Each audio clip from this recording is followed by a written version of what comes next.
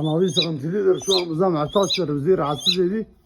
Ama ben bu doğal hayvanlardan anlayan birini bulsam, ben kanalındaki sıkıntıyı çok iyi biliyorum.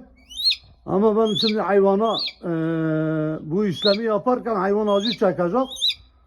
Hayvan acı çekti mi benden gıcık alacak artık. Belki iyileşse bir daha bana uğramaz. Yalnız bunu bayıltabilsem, şimdi köpek falan bayıltabiliyor da kuş bayıltma olayını pek bilmiyor. Öğrensek bunu bayıltabilsek, ben Allah'ın izniyle bunu tam 1,5 ayda göklere kavuşturuyorum. Bir de bayıltsak benden gıcık almayacak, hep gelecek.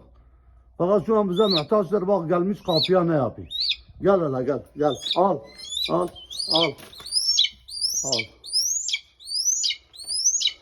Tamam, kimse senden almıyor.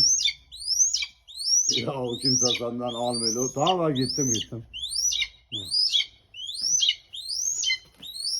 Almıyor, kimse almıyor, senindir.